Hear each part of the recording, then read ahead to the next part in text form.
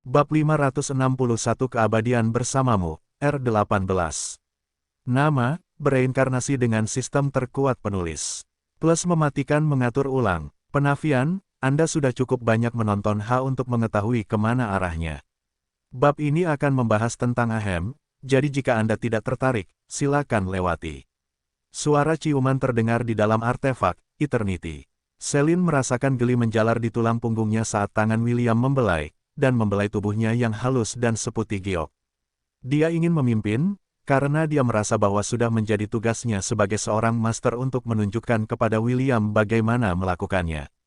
Peri cantik itu tidak menyadari bahwa dalam hal bercinta, peri setengah memiliki lebih banyak pengalaman di antara mereka berdua. Saya pernah memimpikannya ini di masa lalu, kata William sambil meremas kedua puncak Celine dengan tangannya. Master, Anda sangat cantik. William menundukkan kepalanya dan sedikit menggigit ujung merah muda yang sudah mengeras karena belayannya. Dia mencium, menjilat, dan mengisapnya seperti bayi. Sementara bibirnya sibuk dengan payudara Celine, tangan kanannya bergerak ke bawah, melewati perutnya dan masuk ke dalam pintu masuk keperawanannya. Tubuh Celine bergetar tak terkendali di bawah intrik tangan William. Half-elf itu sudah tahu bahwa meskipun tuannya bertindak seolah-olah dia memiliki banyak pengalaman dalam kegiatan semacam ini, Celine masih seorang gadis murni yang belum pernah disentuh oleh pria manapun. Tidak seperti dia, William telah melakukan perbuatan itu dalam mimpinya, tetapi tidak dalam kehidupan nyata. Dia tidak pernah melewati batas itu dengan Wendy, Ashe, dan Putri Sidoni, karena waktunya belum tepat. Sekarang setelah dia resmi berusia 18 tahun, tidak perlu baginya untuk menahan diri. Kak, kenapa kamu begitu baik? Celine tergagap saat William mencubitnya dengan main-main. Apakah kamu pernah melakukan ini sebelumnya? Dalam mimpiku, jawab William. Apakah kamu, bodoh. Itu benar, Tuan. Aku telah melakukan ini berkali-kali dalam mimpiku. Denganku, petik 2 titik. Ya, keraguan-raguan William tidak luput dari tatapan Celine, tetapi pikirannya berubah menjadi bubur saat tangan half-elf itu melanjutkan serangan tanpa henti. Setelah merasakan bahwa tubuh Celine siap menerimanya, William mencium bibir tuannya sebelum merentangkan kakinya lebar-lebar. Tatapannya tertuju pada tempat yang akan segera diklaimnya sebagai miliknya. Tuan, apakah Anda yakin ingin saya menjadi miliknya? Kita sudah sejauh ini, mari kita selesaikan sampai akhir. Celine merilekskan tubuhnya dan menunggu. Dia tidak perlu menunggu lama, karena William juga sudah mencapai batasnya. Saat dia menurunkan pinggulnya, perlawanan terakhir Celine terkoyak dan tersapu seperti perahu yang menghadapi badai di laut lepas. Peri cantik itu merasakan sakit, tetapi tidak sesakit yang ia duga. Lady Eros telah memerintahkan William untuk memastikan bahwa pasangannya akan dapat menerimanya sepenuhnya, dan remaja itu menggunakan semua yang telah ia pelajari untuk berlatih. William bercinta dengan Celine, dan desahan nikmat yang terakhir itu meresap ke sekeliling mereka. Ia tidak melakukannya dengan kasar, tetapi ia melakukannya dengan cara yang akan menyiksa tuannya.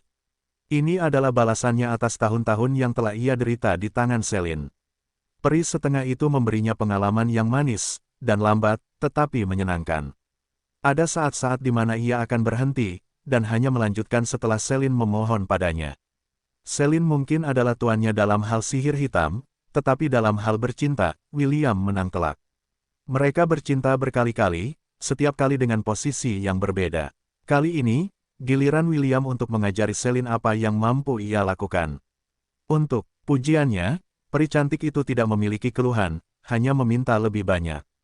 Beberapa jam kemudian, Celine tertidur lelap di tempat tidur, sementara William menyeka keringat di tubuhnya dengan handuk tangan. Noda merah di spray putih itu adalah bukti bahwa dialah pria pertama Celine, dan William sangat tergoda untuk menyimpannya di dalam cincin penyimpanannya sebagai kenang-kenangan malam penuh gairah mereka bersama. Kurasa aku harus melakukannya, pikir William sambil menggunakan sihir anginnya untuk mengangkat tubuh Celine dari tempat tidur. Dia kemudian mengambil spray putih itu di dalam cincin penyimpanannya dan buru-buru memasang yang baru, untuk menghilangkan semua bukti. Mesum, kata Celine sambil membuka matanya. Dia benar-benar tertidur tadi, tetapi saat dia merasakan sihir digunakan padanya, dia terbangun, tepat pada waktunya untuk memergoki William sedang meletakkan spray di cincin penyimpanannya. William berpura-pura tidak mendengarnya dan menggendong peri itu ke kamar mandi untuk membersihkannya. Keabadian adalah artefak tempat seseorang dapat menghabiskan beberapa hari dalam pelatihan tertutup. Tentu saja, di sana ada fasilitas seperti rumah lengkap dengan semua kebutuhan bagi seseorang untuk tinggal di sana dalam jangka waktu yang lama. William menggunakan sihir api dan airnya dan mengisi bak mandi dengan air hangat sebelum meletakkan wanita itu dalam pelukannya ke dalamnya. Tentu saja, dia juga melangkah ke dalam bak mandi dan memposisikan dirinya di belakangnya, membiarkan tubuhnya bersandar di dadanya. Keduanya berendam dalam air tanpa mengucapkan sepatah kata pun. Lengan William melingkari pinggang Celine, menahannya di tempat. William ragu untuk bertanya kepada Celine, karena dia sudah tahu apa jawabannya. Meskipun dia bersamanya sekarang, Celine tidak akan mengubah keputusannya untuk pergi ke benua iblis. Sehari berlalu lalu 2 hari. William dan Celine tidak meninggalkan keabadian dan menghabiskan hari-hari mereka bersama. Celine menceritakan kepada William tentang masa kecilnya dan hubungannya dengan Celeste. Bertentangan dengan harapannya, Celine memiliki hubungan yang baik dengan saudara kembarnya. Ia menambahkan bahwa mereka berdua hanya memperlakukan satu sama lain dengan dingin di permukaan, sehingga para tetua Dewan Peri akan berpikir bahwa mereka tidak akur. Saat aku bertemu dengannya, aku akan memastikan untuk menceritakan tentangmu padanya, kata Celine sambil membelai kepala William yang berada di pangkuannya. Mereka berdua menghabiskan hari-hari mereka seperti ini. Tidak ada yang ingin merusak suasana di antara mereka berdua, jadi mereka beralih untuk membicarakan hal-hal acak, alih-alih saling bertanya di mana posisi mereka berdua dalam hubungan mereka. William dapat melihat bahwa tuannya tidak ingin memberinya harapan palsu, jadi ia memutuskan untuk menghormati keinginannya. Tuan, ketika aku masih muda, Oliver menyuruhku untuk mengambil benih kehidupan dari Celeste setelah aku melakukan perjalanan ke benua tengah, kata William. Ia berkata bahwa aku harus memberikannya kepadamu setelah itu. Oh, ia melakukannya, Celine terkekeh. Saat itulah senyum jahat muncul di wajah cantikmu. Yah, kenapa tidak? Aku penasaran bagaimana reaksinya setelah kau menyatakan klaimmu. Tuan, aku tahu dari kata-katamu bahwa sesuatu yang buruk akan terjadi padaku jika aku melakukan itu. Kau hanya terlalu banyak berpikir. Tubuh Celine menggigil saat dia menahan tawa agar tidak keluar dari bibirnya. Dia sangat penasaran tentang apa yang akan terjadi jika William benar-benar melakukan apa yang dia katakan. Tentu saja, dia punya ide mengapa Oliver menanyakan hal ini kepada William. Peri cantik itu tidak tahu apakah dia harus memuji atau mengomeli monyet Beo karena melakukan sesuatu. Di belakangnya, meski begitu, satu hal yang pasti. Monyet Beo telah bersekongkol melawan William dan melemparkannya ke gua singa. Tentu saja, Celine tidak akan mengatakan apapun karena dia ingin Celeste tahu betapa tidak tahu malunya muridnya. Dia hanya berharap bahwa selama pertemuan pertama mereka, William tidak akan terlalu menderita karena reaksi saudara kembarnya terhadap permintaannya beberapa hari berlalu di dalam keabadian. William dan Celine telah bercinta berkali-kali. Setiap hari yang berlalu, gairah mereka tumbuh, seolah-olah mereka sedang bercinta untuk terakhir kalinya. Pada malam terakhir mereka bersama, Celine mengambil inisiatif untuk menjepit William dan duduk di atasnya. Kali ini, dia akan memimpin, dan William tidak menolak. Dia membiarkannya melakukan apa yang dia inginkan, karena waktu yang akan mereka habiskan bersama akan segera berakhir. Malam itu, William mencurahkan isi hatinya padanya. Dia memberikan segalanya, dan dia menerima semuanya. Setelah bercinta dengan intens, Celine berbaring di dada William, dan William memeluknya erat. Tuan, aku akan menunggumu, kata William lembut. Ketika saatnya tiba, mari kita duduk dan membicarakan hubungan kita. Baiklah, jawab Celine. Meskipun itu hanya sebuah kata, itu mengandung janji, dan itulah yang dibutuhkan William darinya. William mendesah saat dia membiarkan dirinya menikmati kelembutan dan kehangatan Celine. Dia kemudian menutup matanya untuk melihat halaman statusnya yang baru saja diperbarui. Tanda hubung tanda hubung tanda hubung tanda hubung tanda hubung. Kurang dari familia lebih besar dari. Kurang dari anggota familia ketiga lebih besar dari. Celine di Wisteria. Host dapat menggunakan Darkest Domain. Host dapat menggunakan Darkrai. Host telah memperoleh Familia Oversoul Skill. Meningkatkan plus 30 bonus peningkatan untuk semua statistik. Kekuatan statistik dan kemampuan akan meningkat, atau menurun, tergantung pada tingkat sinkronisasi antara host dan anggota familianya. Tingkat sinkronisasi, 65%. Tanda hubung tanda hubung tanda hubung tanda hubung tanda hubung. Celine telah terdaftar sebagai anggota familia ketiga William pada malam pertama mereka bersama. Ini berarti bahwa Celine sekarang adalah salah satu wanita William, tetapi tuannya tidak membenarkan atau menyangkalnya. Tujuannya adalah untuk melihat saudara perempuannya, sebelum pergi ke benua iblis untuk memeriksa kondisi tuannya. Sampai dia melihat tuannya, Celine tidak punya waktu untuk memikirkan romansa dalam hidupnya. Selain itu, dia juga khawatir tentang ramalan peri yang akan segera terjadi. Celine tidak ingin William terlibat dalam urusannya, karena ini adalah beban yang harus dia hadapi. Pada waktunya, keduanya tertidur dalam pelukan masing-masing. William merasa sangat senang merasakan tubuh Celine yang lembut, hangat, dan telanjang menempel di tubuhnya. Ini adalah jenis keintiman yang tidak dia duga akan dia rasakan dengan tuannya, yang telah bersamanya selama bertahun-tahun. Keintiman yang tidak akan dia rasakan lagi, sampai mereka berdua bersatu kembali. Mereka bangun sekitar tengah hari, dan mandi bersama untuk terakhir kalinya. Setelah mengenakan pakaian mereka berjalan keluar dari keabadian berdampingan. Artefak itu menyusut ukurannya dan berubah menjadi kalung. Celine mengambilnya di tangannya dan memakainya, seperti yang selalu dilakukannya. "Will, pastikan kau kembali dari lantai 51, kata Celine sambil meremas tangan William dengan tangannya sendiri. "Hanya dengan begitu kita berdua akan bertemu. Tempat yang akan kau tuju lebih berbahaya daripada benua iblis. Utamakan keselamatanmu, dan keselamatan Chiffon, setiap saat." "Ya, Tuan," jawab William. "Aku berjanji akan kembali dengan selamat. Jadi, pastikan juga kau aman." Celine tersenyum dan menganggukkan kepalanya. Ia memberi William satu ciuman terakhir di dahi sebelum William mengirimnya keluar dari wilayah 1000 binatang. Half-elf itu mendesah dan menatap langit biru di atas. Mereka berdua telah mengucapkan selamat tinggal terakhir mereka, dan tidak ada gunanya memperpanjang hal yang tak terelakkan itu. Dengan hati yang sedikit berat, William kembali ke villa tempat Chiffon menunggunya. Ketika ia tiba, Chiffon sudah berada di meja makan sambil memakan panekuk. Ia dilayani oleh Charmaine, dan ditemani oleh B1 dan B2, yang juga memakan panekuk di sampingnya. Dua burung bodoh itu sangat menyukai Chiffon dan sering menemaninya setiap kali ia mengunjungi Thousand Beast Domain dan Dungeon of Atlantis. William senang untuknya karena ia menemukan teman-teman yang akan menemaninya dan tidak membuatnya kesepian. Satu-satunya kekhawatirannya adalah apakah kekasaran kedua burung itu akan menular pada gadis yang polos itu. "Selamat pagi, kakak." Wajah Chiffon menjadi cerah begitu ia melihat William. Ketika ia terbangun, William tidak ada di sana, tetapi ia tidak khawatir. William telah memberitahunya bahwa ia mungkin akan datang agak terlambat karena sesi latihannya dengan Celine. "Selamat pagi, Chiffon," jawab William sambil duduk di kursi di sampingnya. Ia sudah sarapan dengan Celine, jadi ia tidak merasa lapar.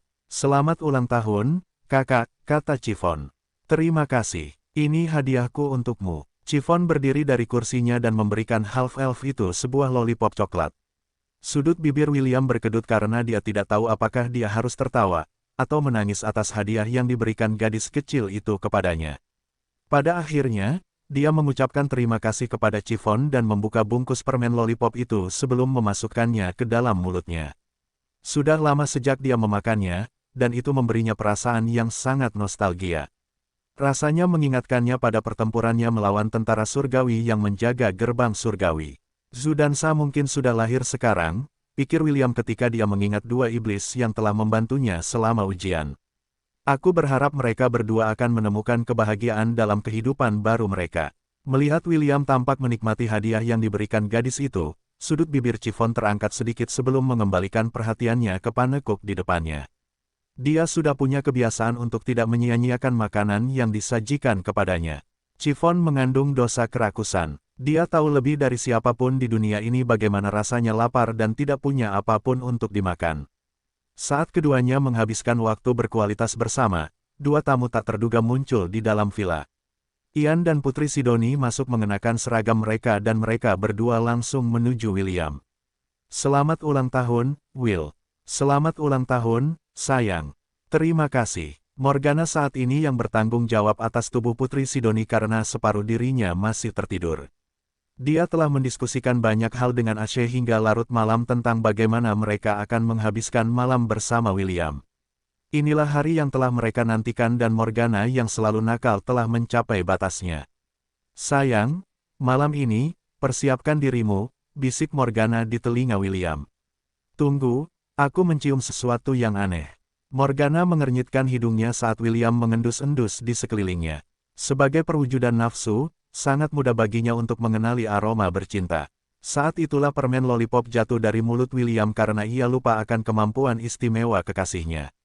Sayang gelombang, apakah kau kebetulan menghabiskan malam dengan seorang wanita? Suara Morgana yang manis dan jahat menggelitik telinga William. Apakah kau selingkuh dari kami? William berdeham pelan dan memutuskan untuk menunggangi harimau itu.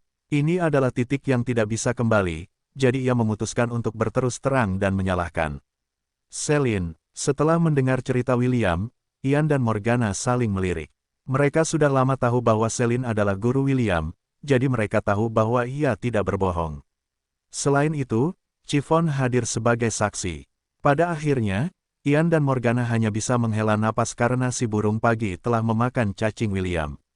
Satu-satunya kekhawatiran mereka adalah apakah half-elf itu masih bisa menjalankan tugasnya sebagai kekasih mereka setelah kelas mereka selesai di sore hari. Sayang gelombang, kau masih bisa melakukannya, kan? Morgana menekankan lengannya di bahu William. Kau meninggalkan sesuatu untuk kita, kan? William menelan ludah karena saat ini, ia tidak punya tenaga lagi untuk disisihkan karena Celine telah memastikan untuk mengambil semuanya untuk dirinya sendiri. S-System, cari ramuan peremajaan paling kuat yang bisa kau temukan, perintah William. Tidak masalah berapa banyak, selama itu membawa tubuhku ke kondisi puncak, apapun baik-baik saja. Kurang dari, mengerti, lebih besar dari, Chiffon, yang masih memakan panekuknya, melihat pemandangan ini dengan bingung. Ia bertanya-tanya apa yang sedang dibicarakan Morgana dan Ian saat mereka menatap William dengan ekspresi tidak puas di wajah mereka. Untungnya, William dapat membeli ramuan peremajaan yang kuat dari God Shop yang membantunya mengatasi kesulitannya. Malam itu, ia terjepit di antara dua insan cantik, yang sangat ingin berbagi pengalaman pertama mereka dengannya, bukan di alam mimpi, melainkan di dunia nyata. Tempat cinta mereka bersinar terang di tengah kegelapan. Terbang tinggi di atas awan, seekor gagak hitam terbang ke arah timur. Celine duduk di punggungnya. Ia baru saja berpisah dengan William 1 jam yang lalu, namun jarak di antara mereka telah melebar secara signifikan. Jauh di dalam hatinya, ia merasa lega bahwa muridnya telah tumbuh menjadi pria yang luar biasa. Ia merasakan betapa luar biasanya William, dalam 1 minggu saat mereka bersama. Oliver, yang mengintai di balik bayangan Celine, akhirnya angkat bicara setelah menara Babilonia menghilang dari pandangan. Nyonya, apakah Little Will mungkin? Tidak, Celine memotong pertanyaan Oliver karena ia sudah tahu apa yang akan ditanyakannya. Ia bukan pangeran dalam ramalan, kata Celine. Tidak ada lambang yang muncul di tubuhku. Petik 2. Begitu, ketika Celine mempersembahkan dirinya kepada William, itu adalah caranya untuk melawan takdirnya. Ia adalah salah satu calon pengantin bagi pangeran yang diramalkan yang tidak hanya akan mendatangkan malapetaka di benua Silvermoon, tetapi juga orang yang akan menutupi seluruh dunia dalam kegelapan. Sederhananya, Celine mengambil risiko. Jika William adalah pangeran dalam ramalan itu, dia akan membatalkan semua rencananya, untuk mengunjungi saudara perempuannya dan pergi ke benua iblis, agar bisa berada di sisinya. Tujuannya adalah untuk mencegah William agar tidak dirusak oleh kegelapan dan menjungkir balikkan dunia. Sejujurnya, Celine merasa lega bahwa William bukanlah orang yang ada dalam ramalan itu, karena itu berarti muridnya tidak perlu menderita dan jatuh ke dalam kerusakan. Ramalan itu menyatakan bahwa ketika sang pangeran muncul, dan mengambil dia atau Celeste sebagai istrinya, sebuah lambang akan muncul di tubuh mereka. Ini akan membuktikan bahwa dialah pangeran dalam ramalan itu, seorang pangeran yang ingin ditangkap oleh para peri dengan segala cara. Celine ingin menjadi orang yang mengendalikan hidupnya. Kepada siapa dia ingin mencintai, kepada siapa dia ingin mengabdikan hidupnya, dia menginginkan hak untuk memilih. Dia tidak akan membiarkan ramalan menentukan takdirnya. Dia mencintai William, bukan sebagai seorang pria, tetapi sebagai muridnya. Meskipun begitu, dia tetap memilihnya untuk menjadi pria pertamanya. Celine lebih memilih menyerahkan keperawanannya kepada murid yang dibesarkannya, daripada kepada orang asing yang akan merampas kebebasannya. Oliver, jika kau mau, kau bisa tinggal di sisi William, kata Celine lembut. Kau tidak perlu khawatir tentangku. Selama pangeran tidak muncul, aku akan aman kemanapun aku pergi. Oliver mendengus sebelum memberikan jawabannya, Nyonya. Aku bukan pengasuh Little Will. Lagi pula, dia bukan anak kecil lagi. Dia sekarang cukup kuat untuk berdiri sendiri. Selain itu, ada banyak makhluk kuat di sisinya. Aku yakin dia akan aman tanpa aku. Celine menganggukkan kepalanya tanda setuju. Meskipun dia tidak mau mengakuinya. Tidak ditemani Oliver akan membuatnya kesepian. Monyet Beo itu tidak hanya menjadi pengikut setianya, tetapi juga seseorang yang bisa diajak bicara tentang hal-hal penting. Tanda hubung tanda hubung tanda hubung tanda hubung tanda hubung. Ibu kota Kekaisaran Kreator, Kota Asmar. Apakah persiapan untuk turnamen berjalan dengan baik? Kaisar Leonidas bertanya kepada Efeksius yang berdiri di samping singgasananya. Efeksius membungkuk, "Ya, Yang Mulia." "Baik, apakah anak laki-laki itu, William, akan berpartisipasi?" "Saya tidak tahu, Yang Mulia." Efeksius menggelengkan kepalanya saat dia menceritakan laporan yang diberikan Gilbert kepadanya selama pertemuan mereka di akademi. Kepala sekolah, Gilbert, mengatakan bahwa William akan pergi ke Menara Babel untuk membersihkan lantai 51 menara, lapor Efeksius. Dia menambahkan bahwa itu adalah wahyu yang diterima William dari Yang Mulia, Amon, ketika anak laki-laki itu pergi ke kuilnya. Membersihkan lantai 51 Babel. Kaisar Leonidas mendengus. Kedengarannya seperti misi bunuh diri. Entah Yang Mulia membenci bocah itu, atau dia yakin William dapat menyelesaikannya. Bagaimana menurutmu, Efeksius? Apakah bocah itu memiliki kemampuan untuk melakukan sesuatu yang gagal kau, aku, dan para juara era kita lakukan? Efeksius menundukkan kepalanya saat dia merenungkan pertanyaan Kaisar Leonidas. Terus terang, dia tidak percaya William akan mampu mencapai apa yang gagal mereka capai. Saat itu, dia, bersama dengan Kaisar Leonidas, serta para orang suci dari kekaisaran dan kerajaan lain, membentuk aliansi untuk membuka jalan bagi era baru. Namun, mereka gagal total. Jika bukan karena bantuan 8 dewa di benua tengah, mereka akan terperangkap di lantai 51 Menara Babilonia untuk selamanya. Saya tidak tahu apakah William dapat menyelesaikan lantai itu atau tidak, Yang Mulia, jawab Efeksius setelah mempertimbangkan dengan saksama. Namun, orang itu punya bakat untuk membalikkan situasi tanpa harapan menjadi situasi yang penuh harapan. Bahkan jika dia tidak bisa menyelesaikannya, menurutku bisa lolos dengan selamat bukanlah masalah. Kaisar Leonidas memejamkan matanya. Untuk saat ini, fokuslah pada turnamen besar. Aku ingin ini sempurna. Jangan mengecewakanku, Efeksius. Efeksius menekan tinjunya di dada dan membungkuk. Yang Mulia, apakah benar bahwa tahun ini, Anda akan mengizinkan, tidak hanya warga kekaisaran, tetapi juga siapapun yang ingin berpartisipasi? Bahkan jika itu dari negara musuh. Ya, jawab Kaisar Leonidas dengan mata masih terpejam. Sudah waktunya bagi para pejuang muda kita untuk merasakan bagaimana rasanya melawan mereka yang berada di luar perbatasan kita. Meskipun keadaan sekarang cukup damai, apa yang terjadi di benua selatan merupakan peringatan bagi semua orang di benua tengah. Mereka meminta saya untuk mengizinkan anak-anak ajaib mereka untuk ikut serta dalam perayaan itu. Sebuah dewan akan dibentuk untuk menetapkan peraturan turnamen dan hadiah untuk 3 prajurit teratas. Skala turnamen ini akan lebih besar daripada turnamen-turnamen yang pernah kita adakan sebelumnya. Efeksius, saya tidak ingin ada kecelakaan. Apakah saya harus menjelaskannya dengan jelas? Saya akan berusaha sebaik mungkin untuk memenuhi harapan Anda, Yang Mulia. Efeksius membungkuk hormat sebelum meninggalkan ruang singgasana. Archmage Agung dari Kerajaan Kreator berharap bahwa turnamen yang akan mereka selenggarakan akan berjalan lancar. Ia juga penasaran tentang siapa yang akan menjadi juara generasi muda. Efeksius tahu bahwa siapapun orangnya, orang itu pasti akan menjadi terkenal, tidak hanya di Kerajaan Kreator, tetapi juga di seluruh benua tengah. Tanda hubung tanda hubung tanda hubung tanda hubung tanda hubung. Sementara itu di dalam Akademi Silverwind. Sudah sebulan sejak Half-Elf itu terakhir kali terlihat, pikir Pangeran Jason sambil melihat keluar jendela kamar asramanya. Turnamen akan dimulai dalam sebulan dan akan berlangsung selama 3 minggu. Pangeran Jason menatap gelang di pergelangan tangannya. Ini adalah artefak yang diberikan Oracle dari kuil Amon kepadanya, untuk melawan kemampuan William dalam meningkatkan peringkatnya untuk waktu yang singkat. Pangeran kelima dari Kekaisaran Kreator percaya bahwa jika mereka berdua berada di posisi yang sama, Half-Elf tidak memiliki kesempatan untuk menang melawannya.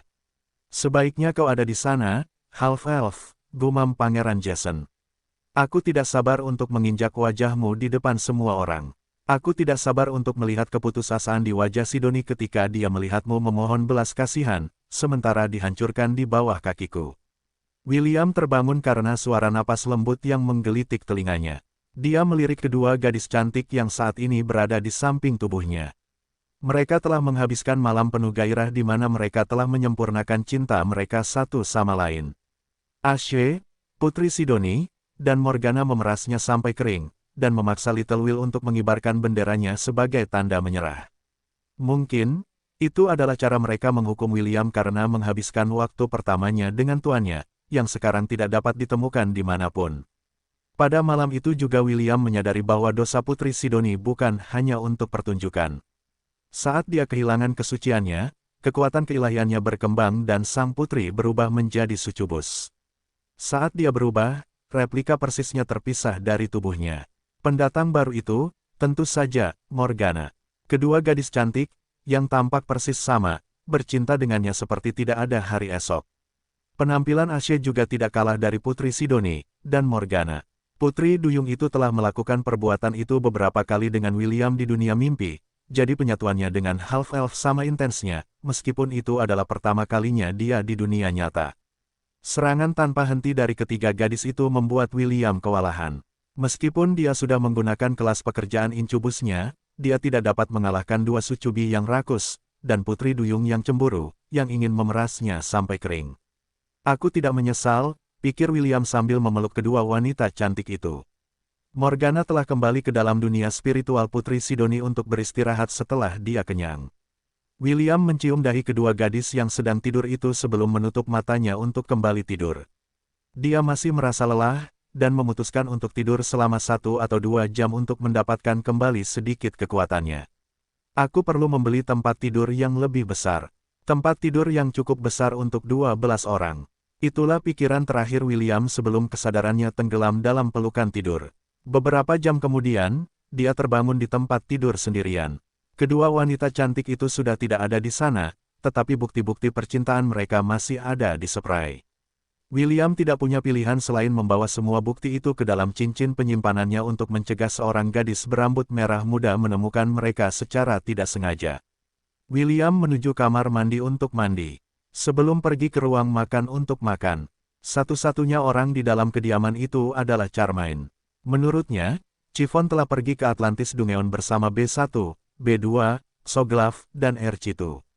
William berterima kasih kepada pembantu pribadinya karena telah menugaskan Charmaine untuk mencegah Chiffon memasuki kamarnya dengan cara apapun.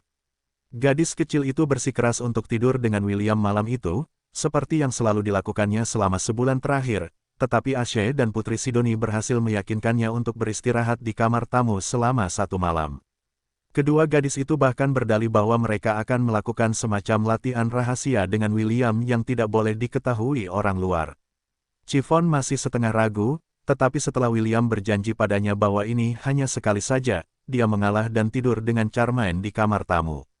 Chiffon tidak suka sendirian, karena itulah William meminta pembantu pribadinya untuk menemaninya tidur. Setelah menghabiskan sarapan siangnya, William meminum ramuan peremajaan untuk mempercepat pemulihan tubuhnya. Hari ini adalah hari di mana dia seharusnya memanjat menara Babilonia bersama Chiffon, tetapi dia memutuskan untuk menundanya selama sehari. Catatan penulis, kalau ada di antara kalian yang belum tahu apa itu sarapan siang, itu adalah makanan pagi yang dimakan sebagai pengganti sarapan dan makan siang. Terima kasih Google Senpai atas jawabannya. William kembali ke kamarnya dan duduk di sofa sebelum menutup matanya. Ada tempat yang ingin dia kunjungi terlebih dahulu, dan dia berharap kali ini, dia akan menemukan sesuatu yang menarik.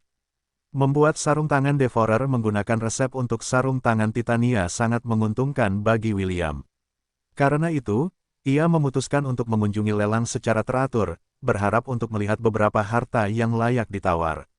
Ia juga memperhatikan senjata langka yang dapat dibantu sistem untuk direplikasi, untuk meningkatkan level kelas pekerjaan smithing dan artificernya.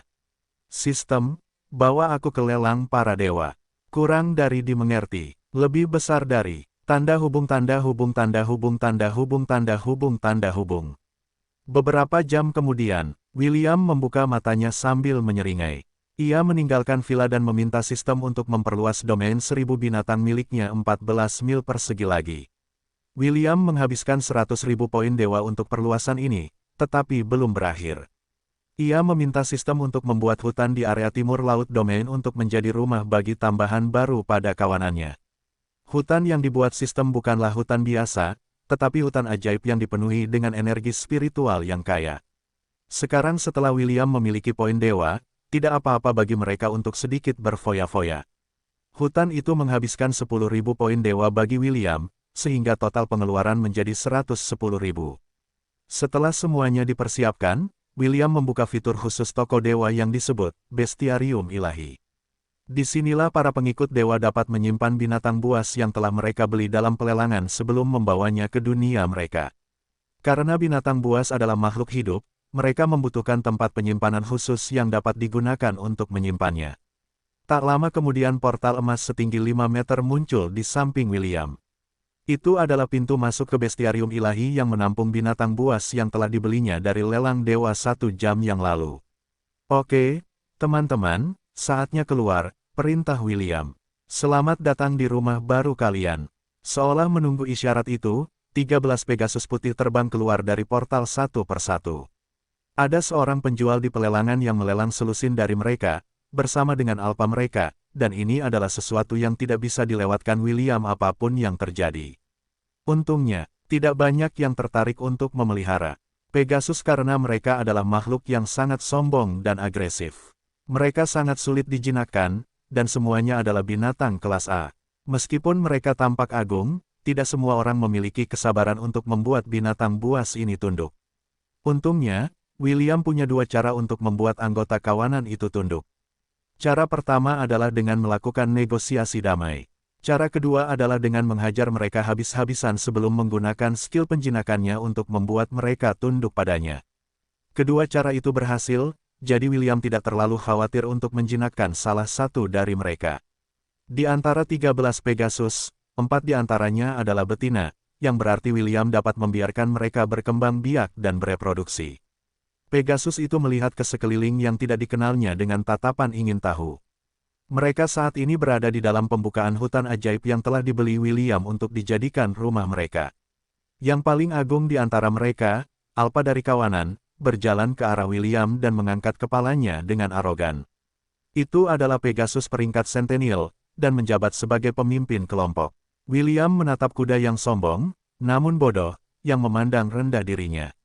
Half-Elf telah menghabiskan 700.000 poin dewa untuk membeli semuanya dalam pelelangan, jadi dia bermaksud membuat mereka tunduk dengan cara apapun. Aku bisa merasakan aura pelindung abadi datang darimu, kata Alpha Pegasus melalui telepati. Bicaralah, apa yang kau inginkan dari kami? Apakah kau salah satu dari manusia yang ingin kami menjadi tungganganmu?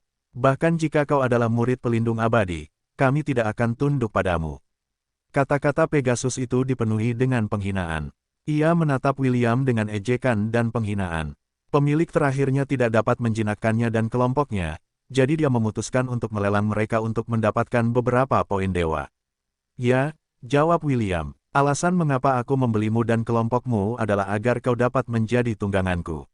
Sang Alpa meringkik dengan ganas dan mencakar tanah, seolah bersiap menyerang William. Kami tidak akan pernah tunduk padamu, kata Sang Alpa Pegasus dengan ganas. Tidak seorang pun akan mampu membuat kami tunduk. Tanda hubung tanda hubung tanda hubung tanda hubung tanda hubung. 10 menit kemudian, Bos, Pegasusku dan aku siap melayanimu, kata Sang Alpa Pegasus sambil berdiri dengan kaki gemetar. Jelas, ia kesulitan berdiri dan bisa ambruk kapan saja. Tolong, jaga kami baik-baik di masa mendatang. William menganggukkan kepalanya sambil tersenyum. Tombak berduri di tangannya masih berdarah setelah ia menusukkannya ke pantat Sang Pegasus berkali-kali hingga ia memohon ampun. Para Pegasus lainnya berkerumun di tepi lapangan, dan menatap William dengan mata penuh ketakutan. Mereka pernah dicambuk sebelumnya oleh mantan tuan mereka, tetapi mereka bertahan dan tetap setia pada tujuan mereka untuk tidak membiarkan orang lain menunggangi mereka. Namun, setelah melihat pendekatan barbar William dalam bernegosiasi, semua Pegasus memutuskan bahwa akan lebih baik untuk berkompromi daripada menanggung amarah tombak berduri William. Bos, kami setuju untuk menjadi tunggangan, tetapi ada syaratnya, kata Alpha Pegasus. Kami hanya bisa ditunggangi oleh wanita. Maaf, tetapi ini adalah batasan kami. Tidak masalah, jawab William. Sekarang, saatnya bagi kalian semua untuk secara resmi menjadi bagian dari kawananku. William mengangkat tangannya dan menggunakan skill penjinakannya untuk mengikat Pegasus di bawah komandonya. Dia bukanlah seseorang yang mempercayai janji lisan Alpha Pegasus yang dikenal keras kepala.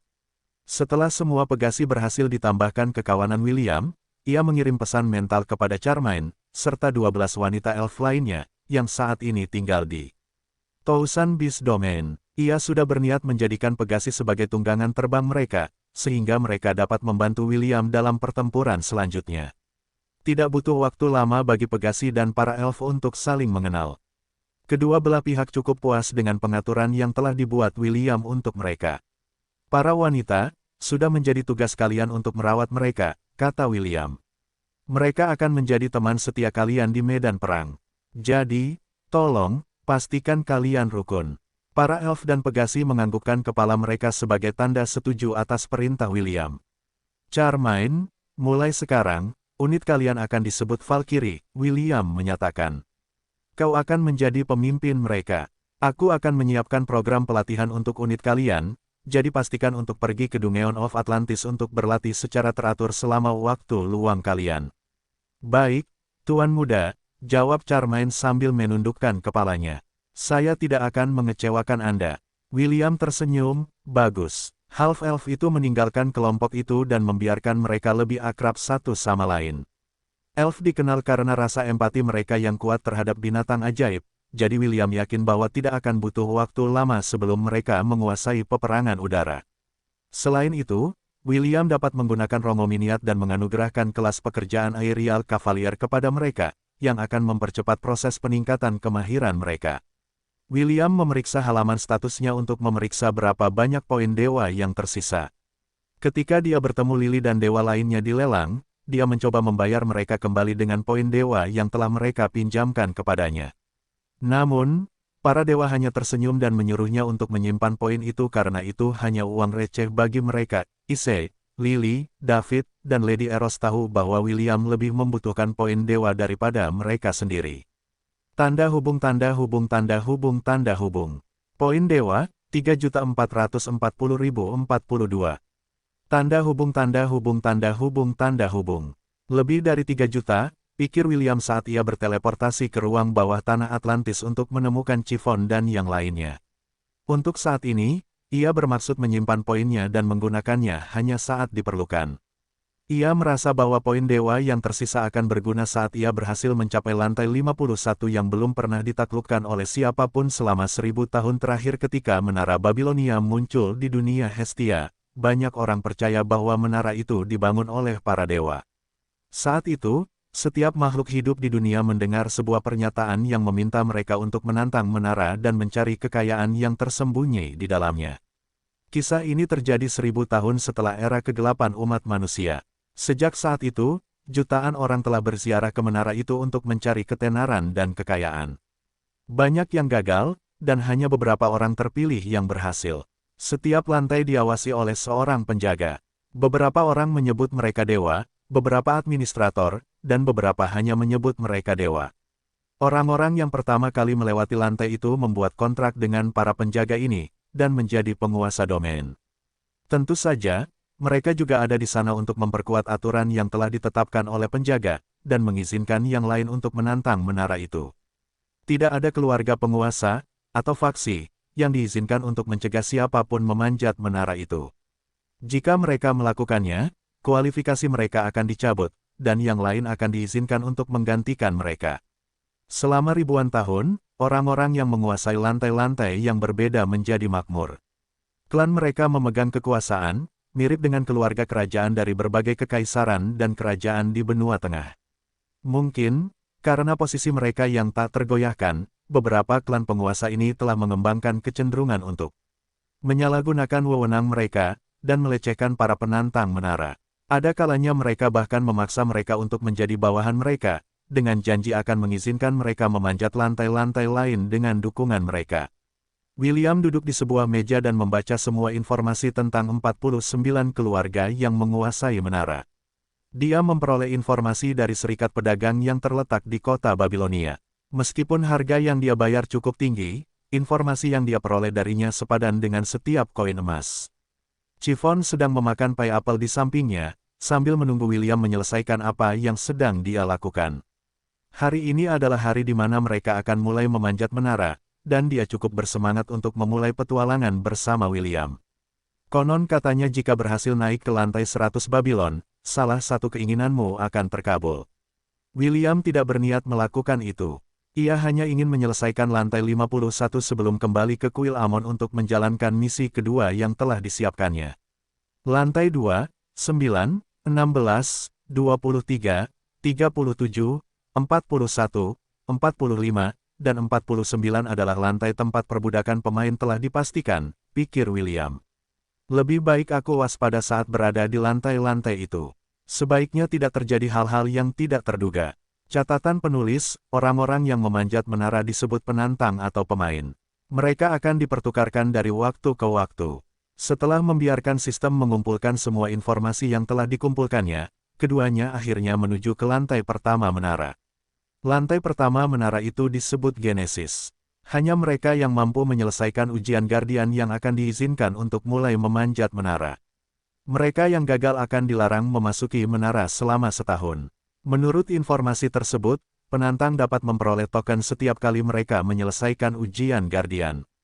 Bergantung pada seberapa baik mereka melakukannya, ada kemungkinan untuk memperoleh banyak token, yang dapat mereka tukarkan dengan barang, senjata, artefak, dan material unik lainnya yang hanya tersedia di dalam menara Babylon. William cukup tertarik dengan barang-barang ini dan bertanya-tanya apakah barang-barang itu lebih baik daripada yang dijual di God Shop. Tidak ada seorang pun yang memiliki lantai pertama menara, karena ini adalah titik awal bagi semua orang. Menurut informasi yang diterimanya, Guardian lantai pertama adalah Goblin. Agar mereka dapat maju ke lantai kedua, mereka harus memilih satu dari 4 ujian yang akan menguji kemampuan mereka.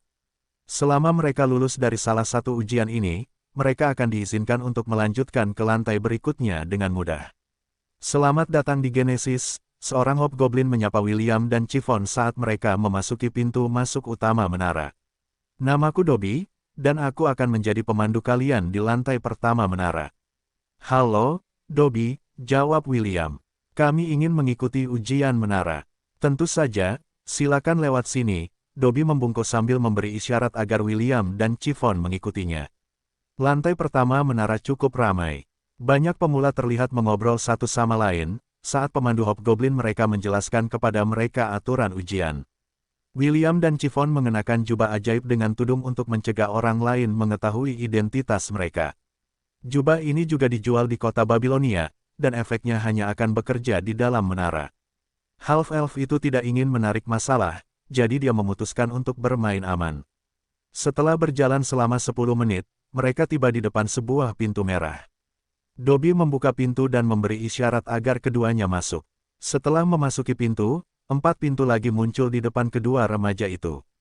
William sudah tahu jenis ujian apa yang diberikan oleh lantai Genesis. Dia bahkan sudah menyiapkan rencana. Satu-satunya masalah adalah apakah rencananya akan berhasil atau tidak. Ada 4 ujian yang bisa kau pilih, kata Dobby sambil berdiri di depan William. Pintu pertama mengarah ke ujian pedang. Pintu kedua mengarah ke ujian indera. Pintu ketiga mengarah ke ujian takdir. Pintu keempat menuju ujian dominion. Dobby terdiam sejenak sebelum membungkuk, silakan pilih ujian yang ingin kau ikuti. Pemandu menara tidak diizinkan untuk membocorkan apa yang ada di balik pintu-pintu itu. Namun, orang-orang yang berhasil melewati ujian-ujian ini telah membagikan informasinya kepada semua orang.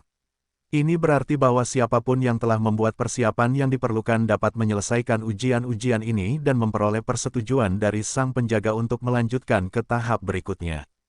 Jika mereka mau, mereka bahkan dapat mencoba menyelesaikan lebih dari satu ujian untuk memperoleh lebih banyak token, sehingga mereka dapat menukarkannya dengan barang-barang di dalam menara lebih cepat. Di antara keempat pintu, 3 di antaranya umum digunakan oleh orang-orang. Pintu keempat adalah sesuatu yang tidak ingin ditantang oleh siapapun karena tingkat kesulitannya yang tidak masuk akal. Setiap ujian dapat ditantang oleh satu tim. Jumlah maksimum per tim adalah 8 orang. Semakin banyak orang, semakin sedikit hadiahnya. Ini membuat penyelesaian lantai Genesis menjadi lebih mudah. Meski begitu, tidak seorang pun berani menantang pintu keempat setelah seorang penyintas berhasil melarikan diri menggunakan teknik terlarang. Penyintas itu menceritakan pengalamannya, dan bersumpah kepada para dewa bahwa semua yang dikatakannya adalah benar. Setelah mendapat konfirmasi dari salah satu oracle di kuil, yang menegaskan kata-kata si penyintas, tak seorang pun memilih untuk menantang pintu keempat lagi. Aku memilih pintu keempat, kata William sambil memegang erat tangan Chiffon. Orang ini akan menemaniku masuk. Hobgoblin tersenyum dan menganggukkan kepalanya. Sesuai keinginanmu. Dengan lambaian tangannya, semua pintu lainnya menghilang kecuali pintu keempat. Semoga sang pelindung tersenyum atas pilihanmu. Hobgoblin membungkuk sebelum membuka pintu. Dia telah membimbing para penantang selama hampir 10 tahun di Menara Babilonia. Hobgoblin tahu bahwa dia tidak akan pernah melihat kedua orang ini lagi, karena mereka akan mati dengan cara yang brutal. Karena itu masalahnya, paling tidak yang bisa dia lakukan adalah bersikap sopan dan mendoakan keberuntungan mereka atas pilihan yang mereka buat. Sebuah isapan kuat menarik William dan Chiffon ke dalam pintu. Gadis berambut merah muda itu tanpa sadar berpegangan pada lengan kakaknya saat mereka berdua memasuki dunia kegelapan. Tanda hubung tanda hubung tanda hubung tanda hubung tanda hubung tanda hubung tanda hubung tanda hubung tanda hubung tanda hubung tanda hubung tanda hubung. Sang penjaga lantai pertama membuka matanya karena seseorang telah memilih pintu keempat dari ujian di lantai yang diselenggarakannya. Sudah lebih dari 100 tahun sejak seseorang memilih ujian keempat, dan sang penjaga bertanya-tanya apakah ada orang bodoh yang tidak beruntung yang kepalanya ditendang oleh seekor keledai hingga membuat pilihan yang bunuh diri seperti itu. Baiklah, kurasa, sudah waktunya bagiku untuk tahu seperti apa rupa si idiot ini.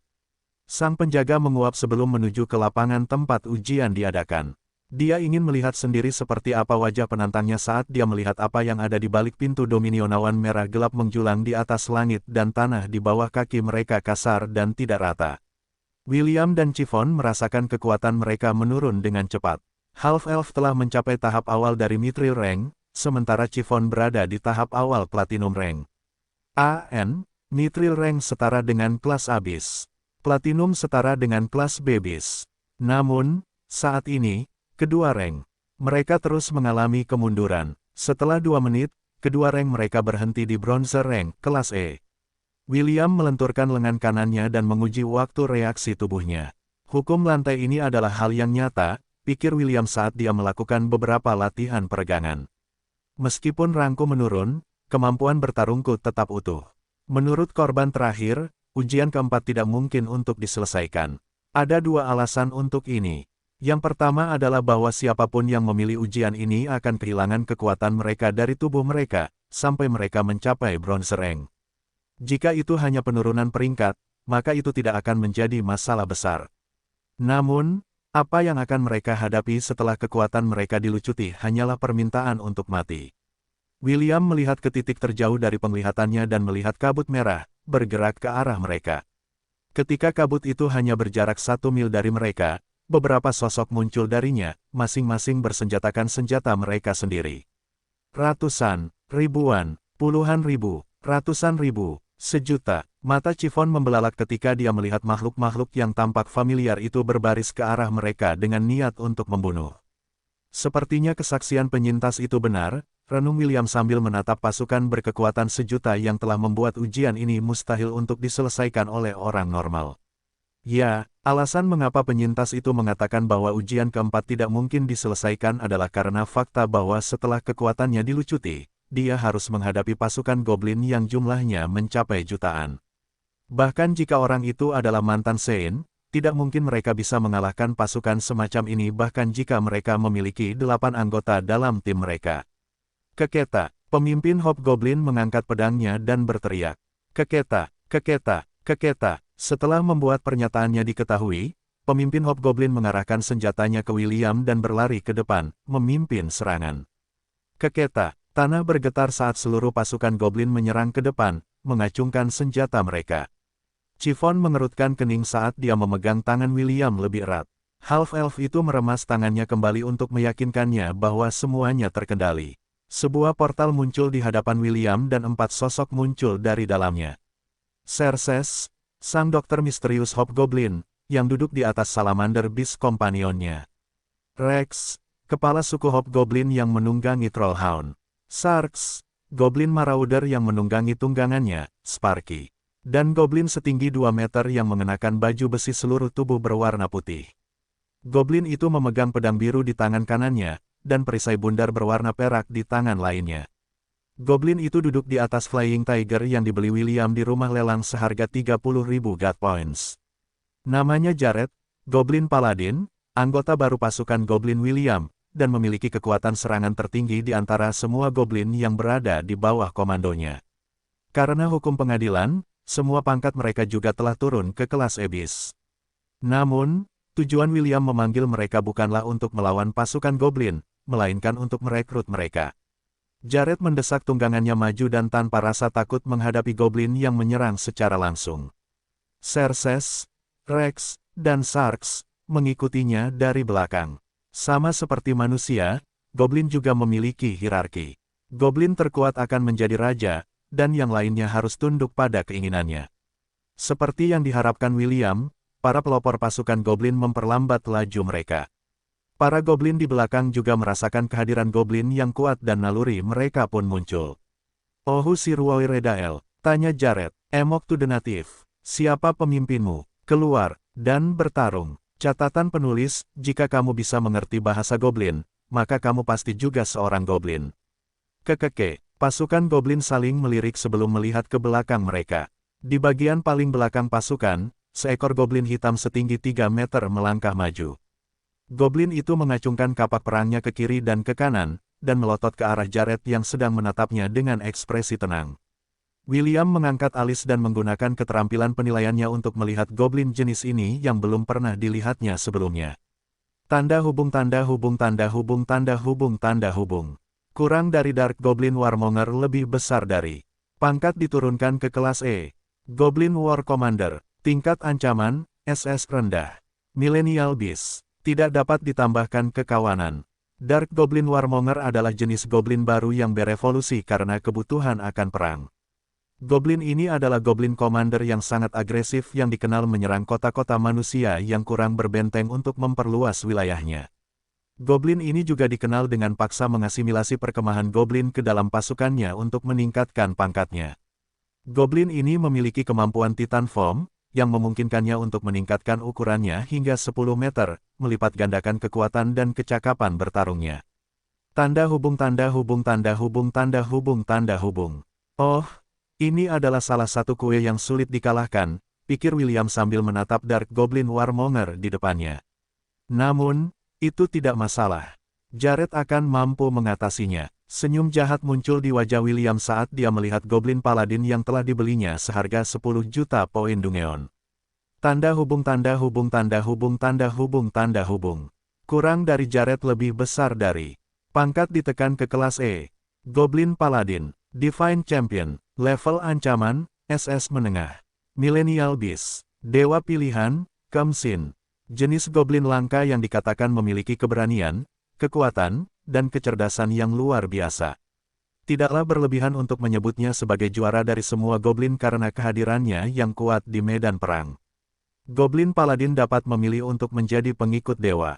Dengan melakukan itu, mereka akan dapat menggunakan kekuatan ilahi di alam fana dan berjuang demi tujuan yang mereka yakini. Jared telah memilih Kemsin sebagai dewa pelindungnya, yang memungkinkan Goblin Paladin menggunakan kekuatannya. Kurang dari keahlian yang diberikan oleh Kemsin lebih besar dari. Kemsin adalah dewa Goblin. Master senjata, memungkinkan Goblin Paladin menggunakan senjata jenis apapun dan menggunakannya secara efektif dalam pertempuran. Generasi, memungkinkan Goblin Paladin pulih dari luka-lukanya seiring berjalannya waktu. Meskipun kemampuan generasi ini lebih lemah dari Hydra dan Mountain Troll, itu masih cukup untuk memungkinkan Goblin menumbuhkan kembali bagian manapun dari tubuhnya kecuali jantung dan otaknya dalam waktu 1 jam setelah dihancurkan. Kekuatan supranatural, 3 kali sehari, Goblin Paladin dapat meningkatkan statistiknya sebesar 100% tambahan. Indra supranatural. Goblin Paladin dapat meningkatkan indera perasa, penciuman, peraba, penglihatan, dan pendengarannya 10 kali lipat jika diperlukan. Ketahanan supernatural. Mampu menahan serangan kuat dan pulih dengan lebih cepat. Mobilitas supernatural. Goblin Paladin dapat berkedip 10 meter dari lokasinya secara berurutan. Kemampuan ini berlangsung selama setengah menit, dan memiliki periode cooldown selama 5 menit. Penyembuhan. Berkat-berkat dari dewa pilihannya, Khamsin, Goblin Paladin memiliki kekuatan untuk menyembuhkan orang lain. Energy Blast. Memberikan Goblin Paladin kemampuan untuk menyalurkan energi magis di sekelilingnya, dan menciptakan ledakan energi untuk mendorong musuh di sekitarnya. Perisai ilahi. Setiap serangan yang diterima perisai Goblin Paladin akan berkurang sebesar 50%. Manipulasi cahaya. Goblin Paladin adalah makhluk yang diberkati oleh kekuatan sihir cahaya. Ia dapat secara efektif mengeluarkan sihir cahaya tingkat apapun hingga lingkaran ketujuh. Tanda hubung tanda hubung tanda hubung tanda hubung tanda hubung tanda hubung. 10 juta poin penjara bawah tanah itu sepadan. William menyeringai. Tunjukkan pada mereka apa yang bisa kau lakukan, Jared, dan tangkap aku sejuta goblin lagi untuk pasukan goblinku. Tanpa sepengetahuan William, sang penjaga lantai Genesis sedang melihat pemandangan ini dengan ekspresi tercengang. Seseorang menemukan celah dalam percobaan yang kubuat, pikir sang penjaga sambil menggaruk kepalanya. Meskipun duel antara kedua komandan Goblin belum dimulai, ia memiliki firasat bahwa yang terburuk belum datang. Goblin Paladin dan Dark Goblin Warmonger saling berhadapan. William dan Goblin Army berdiri agak jauh dari kedua petarung agar tidak menghalangi pertarungan mereka. Dark Goblin Warmonger lebih tinggi 1 meter dari Goblin Paladin dan tampak lebih menakutkan. Namun, kehadiran suci Jared juga bukan sesuatu yang bisa diabaikan. Kedua petarung telah mengambil posisi bertarung dan saling mengitari. Dalam sekejap mata, kedua goblin saling beradu, membuat tanah di bawah kaki mereka hancur berkeping-keping. Sedetik kemudian, Jared melompat ke samping dan menghindari serangan lanjutan Goblin Warmonger. Setelah pertarungan awal, Jared menyadari bahwa Goblin Warmonger lebih kuat darinya dalam hal kekuatan tubuh. Meskipun pangkat Goblin Paladin lebih tinggi dari lawannya, dia adalah petarung serba bisa. Di sisi lain, Dark Goblin Warmonger adalah makhluk yang berspesialisasi dalam kekuatan fisik. Hal ini memberinya keunggulan dalam pertarungan awal mereka. Merasa lebih kuat dari musuhnya, Goblin Warmonger melancarkan serangan bertubi-tubi yang memaksa Jared menghindar dan menjaga jarak. Melihat jagoan mereka lebih unggul, para goblin mengangkat senjata dan bersorak. Xerxes, Sarks, dan Rex juga mulai bersorak untuk Jared. Mereka sangat percaya padanya karena dia adalah goblin terkuat di antara mereka. Setelah 1 menit menghindar, Jared tiba-tiba mengambil inisiatif untuk menutup jarak, dan menggunakan perisainya untuk menghantam tubuh lawannya, mematahkan momentum Goblin Warmonger. Serangan ini mengejutkan musuhnya, dan tidak dapat segera mendapatkan kembali keseimbangannya. Jared tidak melewatkan kesempatan ini dan menusukkan pedangnya ke dada lawannya untuk mengklaim kemenangannya. Namun, sesuatu yang tidak terduga terjadi. Merasa bahwa nyawanya dalam bahaya, Goblin Warmonger segera mengaktifkan bentuk Titannya, meningkatkan ukuran tubuhnya secara instan. Pedang Jared menembus lutut Titan, kehilangan kesempatan untuk mengakhiri hidup lawannya. Goblin Warmonger meraung dan menendang lawannya dengan maksud mematahkan semua tulang Jared. Tak terpengaruh oleh perubahan kejadian yang tiba-tiba ini, Jared menggunakan mobilitas supernaturalnya untuk berkedip di belakang lawannya, dan menebas betis Goblin Warmonger. Terlalu dangkal, pikir William sambil mengamati pertempuran dari jauh. Seperti yang dipikirkannya, serangan Jared hanya mampu memberikan luka daging pada lawannya. Goblin Paladin itu buru-buru mundur karena menyadari bahwa taktiknya saat ini tidak akan berhasil melawan lawannya yang bertubuh besar. Aku belum pernah melihat goblin secerdas ini. Sang penjaga mengusap dagunya sebagai tanda penghargaan. Aku ingin menambahkannya ke dalam koleksiku. Goblin Warmonger yang marah berlari ke arah Goblin Paladin dengan maksud menginjaknya sampai mati. Berkat mobilitas supernaturalnya, Jared mampu menghindari serangan-serangan yang menggila ini. Goblin Paladin menjauhkan diri dari musuhnya, sambil mengumpulkan energi di sekelilingnya untuk memberikan pukulan mematikan kepada musuhnya. William tidak menyangka bahwa ia akan dapat menyaksikan pertempuran semacam ini melawan dua petarung, yang tingkat kekuatannya telah diturunkan ke titik terendah. Pedang biru di tangan Jared bersinar terang. Cahaya memanjang dari ujungnya, membentuk bilah yang lebih panjang yang bersinar terang, di tengah langit merah gelap yang menjulang di atas kepala mereka. "Bangkitlah menghadapi kesulitan," teriak Jared sambil menarik kembali pedangnya, seperti tongkat bisbol yang bersiap untuk diayunkan, dan kalahkan semua lawan. "Tertawalah untukku, Joyous. Saya menerjemahkannya untuk memudahkan semua orang. Tidak perlu berterima kasih kepada saya." Kedip-kedip. Jared melepaskan perisai di tangannya dan memegang pedangnya, Joyous, dengan kedua tangan. Suara dengungan bergema di medan perang saat bilah cahaya itu memanjang beberapa meter. Goblin Paladin kemudian mengayunkannya dengan sekuat tenaga ke arah Titan yang mendekat, yang senjatanya siap menghadapi pukulannya. Kilatan cahaya yang menyilaukan menerangi sekeliling ketika kedua senjata itu berbenturan, yang memaksa semua orang untuk menutup mata mereka. Hanya Guardian of Genesis yang tidak mengalihkan pandangannya untuk melihat kesimpulan akhir dari pertempuran itu. Di dalam dunia putih itu, kapak perang raksasa terbelah menjadi dua. Joyous melewati tubuh Goblin Warmonger, menarik kesimpulan dari pertempuran itu. "Bagus." Guardian itu menyeringai senang pada tampilan luar biasa yang ditunjukkan Goblin Paladin dalam pertempuran. Namun, seringai di wajahnya menghilang ketika dia melihat sesuatu yang tidak terduga. Dunia putih surut, dan William sekali lagi membuka matanya. Goblin gelap Warmonger telah kembali ke ukuran normalnya dan berbaring telungkup di tanah. Di sisi lain, Jared berdiri tegak dan tinggi dengan jubahnya berkibar tertiup angin. Pedang birunya telah kembali ke bentuk normalnya. Dengungan lembut terdengar di angin. Seolah-olah Joyous mengatakan bahwa ia menikmati pertempuran yang telah terjadi. Goblin Paladin menghadapi pasukan Goblin yang berkekuatan jutaan orang dan meninggikan suaranya. Beberapa detik kemudian, sorak-sorai menggema di seluruh lantai persidangan saat para Goblin bersumpah setia kepada pemimpin baru mereka. "Kenapa?" Suara serak mencapai telinga Jared. Goblin Paladin melirik Goblin Warmonger yang masih tergeletak di tanah. "Kenapa kau tidak membunuhku?" tanya Goblin Warmonger. Goblin Paladin menyarungkan senjatanya sebelum berjalan menuju musuhnya yang tumbang. "Aku tidak membunuhmu karena aku mengagumi kekuatanmu," kata Jared. "Jika memungkinkan, aku ingin bertarung berdampingan denganmu di medan perang. Kau akan menyesali ini. Saat kekuatanku pulih, aku akan menantangmu lagi. Kali ini, pemenangnya adalah aku. Silakan, tantang aku sebanyak yang kau mau. Hasilnya akan tetap sama." Goblin Warmonger mengangkat kepalanya untuk melihat Goblin Paladin yang berlutut di sampingnya. "Dari mana datangnya rasa percaya dirimu?" tanya Goblin Warmonger sambil memaksakan diri untuk mencoba berdiri. Namun, karena luka-lukanya, ia tidak dapat mengangkat tubuhnya dari tanah. Jared mengulurkan tangannya untuk membantu sebagai tanda persahabatan. Goblin Warmonger menatap tangannya sejenak sebelum dengan kuat meraihnya dengan tangannya sendiri. Goblin Paladin tersenyum, sambil menarik rekan barunya untuk berdiri di sampingnya. "Kau bertanya dari mana datangnya rasa percaya diriku, kan?" tanya Jared. "Keyakinanku ada padanya." Tatapan Goblin Paladin tertuju pada remaja berambut merah yang memiliki senyum percaya diri di wajahnya. "Begitu," jawab Goblin Warmonger. "Baiklah, biarkan aku melihat apakah kepercayaan dirimu ini akan bertahan lama. Ketika kepercayaan dirimu itu memudar, tibalah saatnya bagiku untuk menjadikanmu bawahanku." Jared tidak menjawab, dan hanya menganggukkan kepalanya. Jauh di dalam hatinya, Goblin Paladin tersenyum jahat.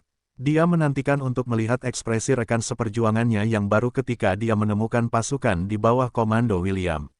Saat itu, semua keraguan di benak Goblin Warmonger akan hilang. Mungkin, dia bahkan akan menjadi saingannya, dalam mendapatkan simpati dari half-elf yang memiliki kegemaran untuk menarik segala macam masalah yang datang padanya. Itu luar biasa. "Hebat," terdengar suara penuh kekaguman dari langit. William mengangkat kepalanya dan melihat sosok yang tampak seperti pria berkulit hijau dengan surai hitam tersampir di bahunya. Pria aneh itu tingginya lebih dari 2 meter dan penampilannya di atas rata-rata. Meskipun ini adalah pertama kalinya William melihatnya dalam kehidupan ini, dia tahu identitas pria itu. Nama pria itu adalah Sot. Dia adalah penjaga yang ditugaskan di lantai pertama Menara Babilonia. "Kau lulus ujian ini dengan gemilang, dan boleh kukatakan, itu adalah penampilan paling menakjubkan yang pernah kulihat seumur hidupku," seru Sot. "Namun, kau membuat kesalahan yang sangat besar di sini." Semua goblin di lantai ini milikku. Kau tidak bisa mengambilnya tanpa izinku. William tersenyum dan menganggukkan kepalanya tanda mengerti. Begitu, aku minta maaf atas kekasaranku, Yang Mulia. Informasi yang diterimanya dari Serikat Pedagang memberitahunya bahwa Sot sering menunjukkan dirinya selama ujian, setiap kali dia menemukan sesuatu yang menarik. William berharap sang penjaga tidak akan menampakkan diri selama persidangannya, sehingga ia dapat menyelundupkan pasukan goblin ke wilayah 1000 binatang miliknya. Sayangnya, Sot muncul, jadi ia tidak akan dapat melanjutkan rencana yang ada dalam benaknya. Tetapi, setelah melihat duel itu, kupikir kita berdua dapat mencapai kesepakatan, kata Sot sambil menatap Jared dengan penuh minat. Ia menilai Goblin Paladin seperti seorang penikmat yang terobsesi dengan jenis goblin baru. Sot menatap Jared selama setengah menit, sebelum mengalihkan perhatiannya kembali ke William. Hadiahmu karena menyelesaikan persidangan ini adalah 4.000 token, kata Sot. Token-token ini digunakan sebagai mata uang di dalam menara Babilonia. Kau dapat menggunakan token-token ini untuk membeli barang-barang eksklusif di toko Babilonia, atau menghabiskannya sesuka hatimu saat memanjat menara. Sekarang, mari kita kembali ke topik yang sedang kita bahas. Kurasa kau tertarik pada goblin-goblin milikku, kan? Ya, Yang Mulia, jawab William. Yah, setidaknya kau jujur. Sekarang, bagaimana kalau kita tukar tambah? Aku akan memberimu pasukan goblinku, dan juga 5.000 token tambahan untuk goblin yang mengenakan baju zirah ksatria itu. Sot menunjuk Jared sambil menyeringai. Tidak hanya itu, aku bisa menggunakan wewenangku sebagai penjaga, dan mengizinkanmu untuk langsung melompat ke lantai 10 Babylon. Jadi, apakah kau siap untuk tukar tambah? Sot yakin bahwa tawaran yang diberikannya kepada William adalah sesuatu yang tidak bisa ditolak oleh bocah itu. Meskipun ia berpikir bahwa membayar sebanyak itu untuk satu goblin itu berlebihan, penjaga lantai pertama itu tidak bisa menolak hobinya yang eksklusif. Dan hobi itu adalah mengumpulkan jenis goblin yang langka. Sot adalah makhluk yang datang dari dunia lain. Dia juga bukan satu-satunya, semua penjaga menara adalah makhluk yang bukan penduduk asli dunia Hestia. Baiklah, jawab William sambil tersenyum. Mari kita bertukar. Sot mengangkat alisnya saat menatap remaja berambut merah yang menatapnya seolah-olah dia telah membuat kesepakatan besar. Jared, maaf, tapi disinilah kita akan berpisah, kata William sambil menepuk lengan Goblin Paladin. Jaga dirimu, baik-baik, oke, baiklah, Jared tersenyum menyegarkan kepada William. Sot menyaksikan kejadian ini dengan bingung. Dia menduga William akan menolak tawarannya, atau berunding dengannya untuk menaikkan taruhannya. Namun, half-elf itu tidak hanya melakukan itu, dia bahkan menyetujui usulannya dalam sekejap. Seolah takut sang penjaga akan mengingkari janjinya, William membuka beberapa portal di depan pasukan goblin.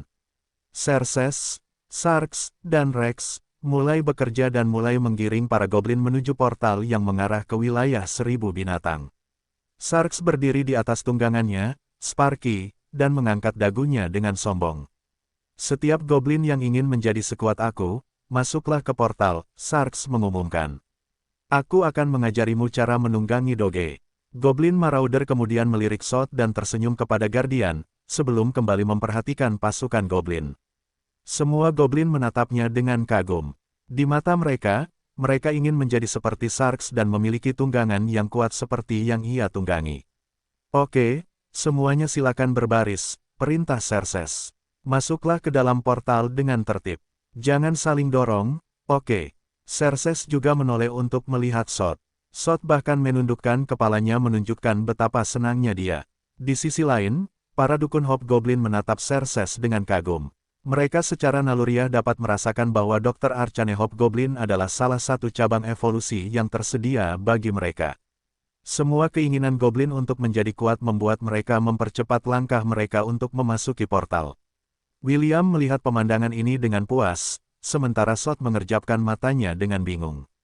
Tatapan para goblin half-elf membuatnya merasa tidak nyaman. Seolah-olah dia telah dirugikan dalam kesepakatan yang dibuatnya dengan remaja berambut merah itu.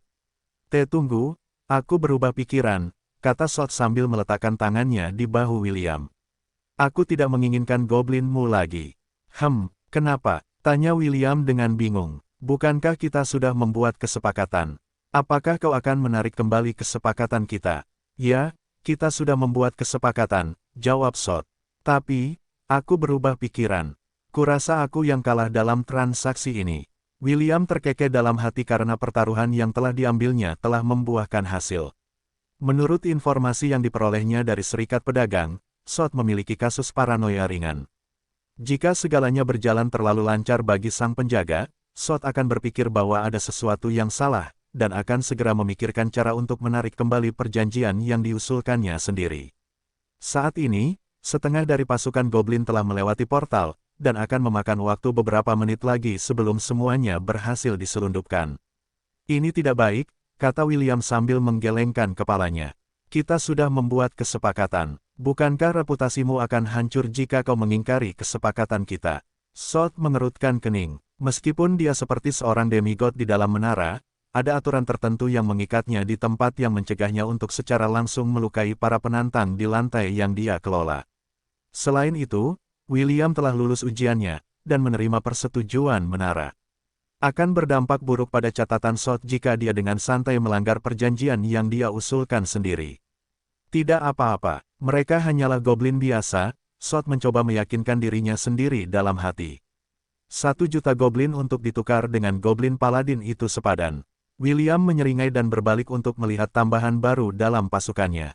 Dia menggumamkan sesuatu dengan suara yang nyaris tak terdengar yang membuat ekspresi Sot menjadi muram. 1 juta goblin untuk seorang goblin paladin, sungguh murah. Aku punya lebih dari 10.000 goblin paladin, jadi kehilangan satu bukanlah masalah besar. Untungnya, dia hanya meminta 1. Sungguh tawaran yang manis. Sot mampu mengetahui semua yang terjadi di dalam wilayah kekuasaannya. Karena itu, bahkan bisikan yang paling samar pun dapat dengan mudah mencapai telinganya. Saat ini, perhatian penuhnya tertuju pada William. Mustahil baginya untuk melewatkan gumaman santai remaja itu. Tidak bagus. Aku ditipu. Sot hampir kehilangan ketenangannya. Jika berita ini sampai ke penjaga menara lainnya, dia akan sangat malu untuk menunjukkan dirinya di aula pertemuan mereka. Dia tidak bisa membiarkan itu terjadi. Wah, kita perlu bicara, kata Sot dengan suara yang tidak mau menerima jawaban tidak. William melirik ke arah Guardian. Ya, seperti yang kukatakan sebelumnya, transaksi ini tidak adil, Sot tersenyum. Karena ini, kita akan mengubah isi perjanjian kita. Aku akan menjual pasukan Goblin 1 juta itu kepadamu seharga 2.000 token. William mengusap dagunya sambil mengerutkan kening. Aku hanya akan setuju jika kau menjualnya kepadaku seharga 500 token. Jika lebih tinggi dari itu, kesepakatannya batal. Oke, kesepakatan. Ingat, jika kau mengingkari janjimu, aku akan menendangmu keluar dari menara dan melarangmu masuk. Petik 2. Baiklah, aku setuju dengan syarat ini. William menundukkan kepalanya dan mendesah.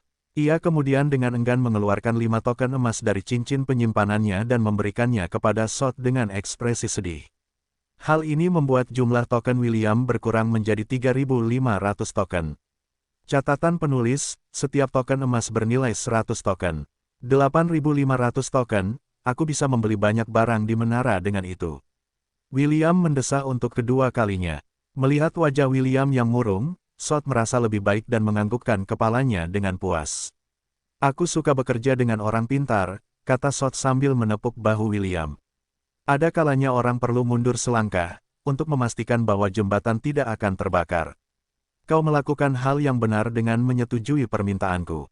Juga, jangan sebutkan apa yang terjadi di sini kepada para penjaga lainnya, oke? William mendesah untuk ketiga kalinya sebelum menganggukkan kepalanya. Ia seperti seorang penjudi yang kehilangan tabungannya dalam sebuah taruhan, yang membuat Sot merasa bahwa ia menang dalam transaksi itu.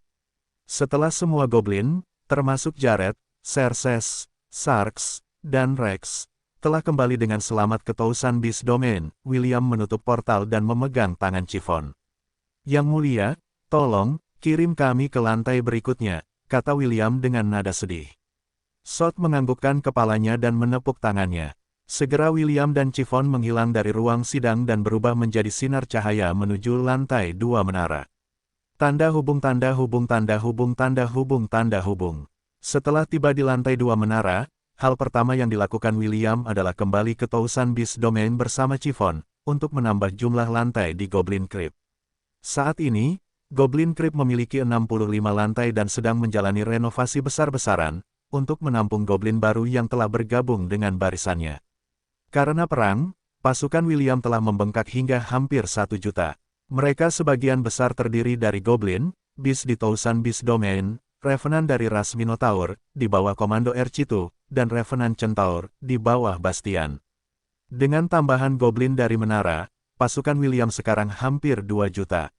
Sebelumnya, dia telah berbicara dengan Jared, Xerxes, Sarx, dan Rex, untuk bertindak seolah-olah mereka sangat senang dengan kesepakatan yang dia buat dengan Sot.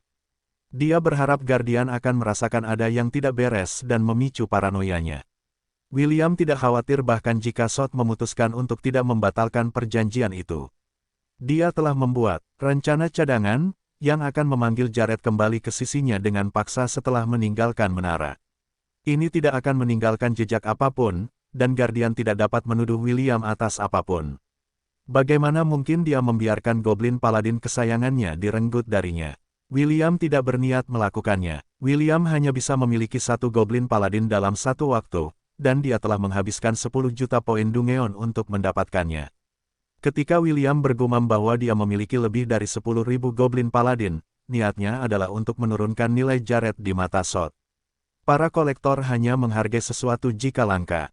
Jika mereka ada di mana-mana seperti kubis, dia akan merasa bahwa kesepakatan itu tidak sepadan. William menggunakan paranoia Guardian dan pola pikir kolektor untuk menjebaknya. Untungnya, itu berhasil dan Half-Elf tidak harus menggunakan rencana B-nya. Half-Elf menghabiskan setengah hari di dalam Thousand Beast Domain untuk memperbaiki semuanya. Sementara dia sibuk dengan renovasinya, Xerxes, Sarx, Rex, dan Goblin Warmonger membawa para Goblin ke Atlantis Dungeon dan membantu mereka membiasakan diri dengan tempat itu. William berharap bahwa setelah beberapa bulan, para Goblin baru akan berevolusi menjadi bentuk yang lebih kuat, yang akan segera meningkatkan kekuatan pasukan di bawah komandonya setelah William dan Chiffon meninggalkan lantai pertama Babylon. Sot mulai merasa tidak nyaman. Perasaan ini sangat tidak nyaman, jadi dia memutuskan untuk kembali ke aula penjaga, tempat para penjaga lainnya tinggal. Setiap penjaga ditugaskan untuk menjadi administrator lantai. Tentu saja, lantai yang telah ditaklukkan memiliki pemilik, yang telah membuat kontrak dengan para penjaga setelah menyelesaikan ujian mereka untuk pertama kalinya. Di antara semua lantai, lantai Genesis yang diawasi Sot adalah satu-satunya pengecualian terhadap aturan ini. Karena lantai itulah yang menguji apakah para penantang memiliki kualifikasi untuk memanjat menara atau tidak. Tidak ada keluarga penguasa yang dapat mengklaimnya sebagai milik mereka. Okwei, aku butuh kebijaksanaanmu. Sot mendekati kura-kura hitam sepanjang 1 kaki yang sedang sibuk membaca buku. Aku ingin menggunakan indeksmu. Kura-kura itu melirik Sot sekilas sebelum dengan santai membalik halaman bukunya. Itu Tuan Okwei, Sot. Ada apa kali ini? Kupikir aku sudah menyuruhmu untuk berhenti menggangguku. Kura-kura kecil itu adalah penjaga lantai 3 menara. Di antara semua penjaga, dialah yang paling berpengetahuan dan tahu banyak hal tentang multiverse tempat mereka berada saat ini. Aku ingin kau memeriksa seberapa langka Goblin Paladin. Kau dan fetismu dengan Goblin. Enyahlah dan tinggalkan aku sendiri. Sot membujuk kura-kura kecil itu dengan berjanji akan memberinya semangkuk selada. Okwei dengan enggan menyetujui permintaan pria berkulit hijau itu, setelah semangkuk selada diletakkan di depannya. Apa yang ingin kau ketahui lagi? Okwei bertanya saat ia memanggil buku hitam di depannya. Sot mengulangi permintaannya tentang menemukan kelangkaan Goblin Paladin yang telah dilihatnya sebelumnya. Kura-kura kecil itu mendengus dan buku hitam itu terbuka dengan sendirinya. Ia berhenti di sebuah halaman tempat seorang Goblin, mengenakan baju besi yang berkilauan, pedang, dan perisai, terlihat sedang memoles senjatanya. Tanda hubung tanda hubung tanda hubung tanda hubung tanda hubung. Kurang dari Goblin Paladin lebih besar dari kelangkaan, SSR+. Hanya 1 Goblin Paladin yang lahir di antara 1 miliar Goblin. Peringkat Goblin Paladin setelah evolusi akan dimulai pada peringkat milenium. Bentuk berikutnya, Goblin Sovereign, mendorong peringkatnya ke peringkat myriad. Ini adalah Goblin terkuat yang pernah ada. Tanda hubung tanda hubung tanda hubung tanda hubung. Penipu itu, teriak Sot dengan marah. Dia menipuku. Teriakan Sot, begitu keras hingga Okwei dan para penjaga lainnya menatapnya dengan ekspresi tercengang. Ini adalah pertama kalinya mereka melihat rekan mereka bertindak seperti ini, dan minat mereka cukup menggelitik. Kau ditipu, tanya Okwei sambil menyeringai. Siapa yang menipumu? Aku ingin bertemu orang itu. Oh, sial, Sot benar-benar lupa di mana dia berada dan bertindak berdasarkan dorongan hati. Para penjaga lainnya mendekatinya seolah-olah mereka adalah paparazi yang mencari gosip menarik. Kulit hijau Sot tidak dapat membantunya untuk tidak memerah karena malu dan marah. Dia buru-buru kembali ke domainnya sendiri untuk menghindari pertanyaan dari kenalannya, dan untuk memikirkan cara membalas dendam pada half-elf yang saat ini berada di luar jangkauannya. Setelah melihat Sot pergi, seringai di wajah Okwei melebar saat dia mengalihkan perhatiannya ke buku di depannya. Retas rekaman visual lantai pertama selama 24 jam terakhir, perintah Okwei. Temukan alasan mengapa Sot menjadi marah. Dimengerti, halaman-halaman itu berbalik dan berhenti pada apa yang tampak seperti perang yang akan segera dimulai. Okwei mengamati remaja berambut merah itu dengan rasa ingin tahu dan menyaksikan semuanya terungkap. Kura-kura kecil itu terkekeh saat melihat Sot mencoba membatalkan kesepakatan yang dibuatnya dengan half-elf, karena kemampuan aktingnya yang luar biasa. Orang ini punya nyali, gumam Okwei sebelum memberikan perintah lain. Temukan lokasinya di lantai 2. Dimengerti, target tidak ditemukan di lantai 2. Tidak dapat melakukan penyisiran penuh karena pembatasan lantai. Kura-kura kecil itu mengerutkan kening. Jika buku itu memberitahunya bahwa William tidak berada di lantai 2, maka itu berarti dia benar-benar tidak berada di lantai 2. Kemudian, buku itu meminta buku itu untuk memeriksa apakah targetnya sudah muncul di lantai 3, tetapi jawabannya tetap negatif. Okwei merenung sebentar, sebelum memberikan perintah lain. Beritahu aku segera setelah kehadirannya terdeteksi di dalam menara. Tidak masalah di lantai mana dia berada. Beritahu aku segera setelah kecocokan ditemukan.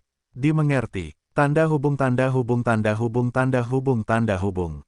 William saat ini sedang tidur di dalam vilanya di Tousan Beast Domain. Menyiapkan tempat tinggal para goblin menyita sebagian besar waktu dan tenaganya.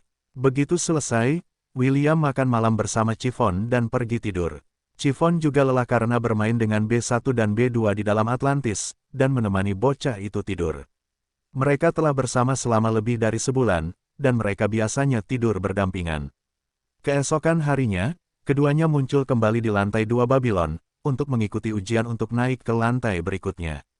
Ujian akan dimulai dalam 10 menit, kata seorang wanita cantik sambil tersenyum. Semua penantang, silakan menuju Grand Arena. Lantai 2 Babylon diperintah oleh keluarga Agnes. Keluarga ini bangga menjadi keluarga pertama yang berhasil melewati menara. Karena itu, Guardian of the Second Floor memberi mereka hak untuk melakukan ujian mereka sendiri untuk menguji para penantang menara. Sebagai keluarga bela diri, mereka percaya bahwa hanya yang kuat yang memenuhi syarat untuk memanjat menara. Inilah sebabnya mengapa ujian mereka mengharuskan semua penantang untuk bertarung satu sama lain dalam Royal Rumble. Hanya ada satu ujian yang diadakan setiap hari, dan semua peserta yang ingin melanjutkan ke lantai berikutnya harus berpartisipasi di dalamnya. Tidak ada pergantian yang diizinkan. Setiap hari, hanya 5 orang yang diizinkan untuk lulus ujian ini. Mereka yang gagal diizinkan untuk mengikuti ujian lagi keesokan harinya. Jika lantai pertama disebut Genesis, lantai kedua disebut Champions dan, karena hanya para juara yang diizinkan meninggalkan tempat. Ini, sebagian besar penantang tidak dapat memanjat melewati lantai ini karena kesulitan yang sangat tinggi. Inilah sebabnya mengapa tim yang terdiri dari 5 orang cukup umum di lantai kedua, untuk memberi mereka peluang lebih tinggi untuk lulus ujian. Mereka yang menyerah memanjat menara telah menetap sebagai penghuni lantai ini. Mereka akan selalu pergi ke Grand Arena untuk melihat kelompok orang baru yang akan gagal, sama seperti mereka. Karena pengalaman mereka, beberapa dari orang-orang ini telah mengembangkan mentalitas kepiting. Ini adalah mentalitas yang didorong oleh keluarga Agnes dan bahkan memberi para pecundang cara untuk melampiaskan rasa frustrasi mereka. Batas waktu untuk Royal Rumble adalah 2 jam. Jika setelah 2 jam, ada lebih dari 5 orang yang tersisa di dalam Grand Arena, penonton diberi izin untuk masuk dan menghabisi para pemain, hingga hanya tersisa 5 orang. Ini adalah cara yang sangat unik dan brutal, untuk memastikan bahwa semua pemain akan bertarung satu sama lain secara maksimal. Dikeroyok oleh penonton yang jumlahnya hampir 500 juta, bukanlah cara yang menyenangkan untuk dipukuli sampai babak belur. Jangan tinggalkan sisiku apapun yang terjadi, oke? kata William sambil menepuk kepala Chiffon. Chiffon mengangguk sambil mengenakan sarung tangan Devourer yang dibuat William untuknya. Half-elf itu telah memberinya izin untuk menyerang siapapun yang mendekati jangkauan serangnya. Peringkat gadis berambut merah muda itu adalah platinum. Ini berarti bahwa dia lebih dari mampu melawan setengah dari peserta di Grand Arena. William tidak terlalu khawatir tentang keselamatannya karena dia telah melihat bagaimana Chiffon bertarung selama eksplorasi Dungeon mereka. Bertarung melawan lawan dengan peringkat yang sama tidak akan menjadi kesulitan baginya. 15. William mengusap dagunya saat dia melihat halaman statusnya. 9 mithril, 5 adamantium, dan 1 hitam. Mereka adalah orang-orang terkuat yang berpose melawan William dan Chiffon di dalam Grand Arena. Karena hanya 5 yang diizinkan untuk bertahan hidup, ke-15 individu ini pasti akan melakukan yang terbaik untuk mengamankan tempat. William telah meminta sistem untuk memberi penanda pada individu-individu ini tergantung pada peringkat mereka. Half-elf tahu bahwa mereka harus menghindari orang yang berperingkat hitam dengan cara apapun. Itulah sebabnya dia pindah ke lokasi yang paling jauh dari orang itu. Aku hanya berharap kau tidak berusaha keras untuk datang ke pihak kami, pikir William sambil menuntun Chiffon ke sudut arena. Aku tidak ingin menggunakan avatar pahlawanku di awal permainan. Shot menatap proyeksi di depannya sambil menggertakkan giginya. Dia telah memperhatikan dengan saksama keberadaan William, tetapi dia tidak dapat menemukannya. Itulah sebabnya dia sekali lagi kembali ke aula penjaga dan mencari bantuan Okwei untuk kedua kalinya. Jadi ini orang yang menipumu, kan? Okwei terkekeh. Memang, dia punya wajah penipu. Aku tahu, kan? Shot dengan penuh kebencian mengunyah kacang sambil melotot ke arah William. Kuharap dia dipukuli sampai babak belur. Hei, itu kacangku. Okwei menghentakkan kakinya yang kecil di atas meja. Ambil saja sendiri. Kenapa kau pelit? Itu hanya kacang. Shot menggerutu sambil memesan sepiring kacang dari Babylon Shop menggunakan tokennya. Kedua penjaga itu makan sambil menatap proyeksi itu dengan ekspresi yang berbeda.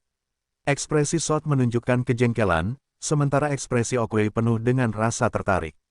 Shot membenci William karena mempermainkannya. Di sisi lain, Okwei tertarik pada William karena sangat sedikit manusia yang berani menentang dewa. Ia berharap untuk mengetahui apakah remaja berambut merah itu memiliki kualitas menarik lainnya selain menjadi penipu. Yah, tidak peduli seberapa bagusnya dia sebagai aktor, dia tidak akan bisa melewati lantai 2. Shot mencibir. Keluarga Agnes akan menahannya di sana selamanya. Okwei menyeringai karena ia punya firasat bahwa sesuatu yang berbeda akan terjadi kali ini. Apakah kau ingin bertaruh? Tanya Okwei. Taruhan. Shot memiringkan kepalanya. Taruhan macam apa? Aku akan bertaruh bahwa anak yang menipumu akan mampu membersihkan menara ini. Hahaha, kau akan bertaruh padanya. Oke, aku menerima taruhan ini. Apa yang akan kita pertaruhkan? Semangkuk selada. Okwei mengangkat kepalanya dan menatap Shot dengan tatapan, kau boleh mundur jika kau takut. Petik 2. Aku setuju dengan taruhannya, tetapi tidak dengan hadiahnya. Shot menggelengkan kepalanya. Bagaimana dengan ini? Jika kau menang, aku akan memberimu semangkuk selada. Jika aku menang, kau akan membantuku bernegosiasi dengan Tony untuk menyerahkan penipu itu kepadaku. Okwei menganggukkan kepalanya. Baiklah. Kita sepakat, Tony adalah penjaga lantai kedua dan teman baik Okwei. Shot tahu bahwa jika kura-kura kecil itu meminta bantuan temannya, half-elf penipu itu akan disajikan kepadanya di atas piring perak. Namun, sebelum itu terjadi, ia harus menang dalam taruhan itu terlebih dahulu. Tidak masalah, pikir Shot. Lagi pula, yang memenangkan taruhan ini adalah aku. Pria berkulit hijau itu mencibir pada proyeksi William yang saat ini sedang melihat sekelilingnya. Tangan Shot gatal untuk meraih William. Begitu dia menyeretnya kembali ke lantai pertama, dia akan memastikan bahwa half-elf itu akan menyesal telah mengkhianati penjaga menara Babilonia. Tanda hubung tanda hubung tanda hubung tanda hubung tanda hubung tanda hubung. Seorang wanita cantik berdiri di atas artefak yang melayang dan meluncur menuju pusat arena. Ia memulai hitungan mundur dan penonton pun ikut bernyanyi bersamanya. Pertarungan akan dimulai pukul 5, 4, 2, 3, 2, 1. Bel berbunyi menandakan dimulainya Battle Royale. Seolah percikan api dinyalakan, semua orang di arena mulai saling menyerang. Pertarungan berlangsung sengit dan mereka yang tewas berubah menjadi partikel cahaya. Awalnya, William mengira keluarga Agnes adalah penganut paham pasifisme karena mereka mencegah orang lain mati, tetapi informasi yang dibacanya dari serikat pedagang membuatnya sadar bahwa ada nasib yang lebih buruk daripada mati. Setiap kali mereka pergi ke arena, mereka harus membayar 200 token di muka. Kelima orang yang selamat di akhir pertandingan akan menerima 1000 token masing-masing. Singkatnya, keluarga Agnes menggunakan arena sebagai sarana untuk mengumpulkan token dari para pemain yang ingin memanjat menara. Begitu token mereka habis, dan tidak bisa lagi berpartisipasi dalam pertempuran, mereka tidak punya pilihan selain tinggal di lantai 2 selama 2 tahun, sebelum menara secara otomatis menendang mereka keluar. Orang-orang yang telah ditendang keluar ini mungkin akan menantang menara sekali lagi, tetapi karena trauma yang mereka terima di lantai 2, mayoritas dari mereka menolak untuk melangkahkan kaki ke dalam Babilonia lagi. Selama 2 tahun itu, para pemain ini tidak punya pilihan selain bekerja untuk keluarga Agnes untuk mendapatkan beberapa token agar bisa hidup, atau untuk menantang arena lagi. Apapun itu, yang diuntungkan dari seluruh kesepakatan itu adalah keluarga Agnes, yang telah mengubah arena besar menjadi angsa emas mereka. Ada lebih dari 5.000 peserta dalam pertempuran itu. Beberapa dari mereka sudah saling kenal sejak lama dan telah membentuk aliansi. Dengan cara ini, mereka bekerja sama untuk menyingkirkan sebanyak mungkin penantang. Setelah 1 jam, jumlah pemain di dalam arena telah menyusut menjadi hanya 300. 15 orang yang diidentifikasi William sejak awal semuanya selamat, dan half-elf itu membuat penemuan yang mengejutkan. Ketiga tim itu bersekongkol satu sama lain. William mendecakkan lidahnya karena kesal. William telah meminta sistem untuk memantau orang-orang ini. Setelah menyaksikan pertarungan mereka, sistem telah membuat kesimpulan dan menyampaikannya kepada William. Inilah yang menyebabkan half-elf merasa marah. Kurang dari tuan rumah. Tampaknya rumor itu benar. Lebih besar dari. Memang, sepertinya ini tidak akan mudah. Ada rumor yang beredar di kota Babylon, bahwa keluarga Agnes diam-diam telah membentuk 3 tim untuk mencegah orang lain menyelesaikan ujian di lantai 2. Meskipun itu hanya rumor, serikat pedagang telah menyatakan bahwa kemungkinan rumor ini benar cukup tinggi. Setelah melihat bukti di depan matanya, William harus setuju bahwa ini adalah cara yang efektif untuk membuat para pemain terjebak di lantai kedua menara, dan menahan mereka di sana selama mungkin. Beberapa dari mereka yang telah kehilangan semua token mereka berakhir sebagai pelayan, pelacur, pemilik toko, dan penjaga keluarga Agnes. Para penantang yang berbakat kemudian diintai dan ditempatkan di posisi tinggi dalam keluarga untuk mendapatkan kesetiaan mereka. William tidak berniat untuk terjebak di dalam menara, jadi dia memutuskan untuk mengambil tindakan. Semuanya, dengarkan, teriak William. Ke-15 orang di sana adalah penjahat keluarga Agnes. Mereka ada di sini untuk mencegah kita memanjat menara. Jika kalian tidak ingin menjadi budak mereka, bekerja samalah denganku untuk melenyapkan mereka terlebih dahulu. Ke-15 orang yang dituduh William semuanya melotot padanya. Omong kosong apa yang kalian bicarakan? Benar, kita bekerja untuk keluarga Agnes. Tidak masuk akal. Usaha yang bagus, nak. Aku yakin kau melakukan ini untuk membuat yang lain menjadi umpan meriammu. Pemain yang tersisa melirik William dan anjing-anjing keluarga Agnes. Beberapa dari mereka juga telah mendengar rumor tentang tindakan jahat ini, tetapi mereka masih setengah ragu apakah itu benar atau tidak.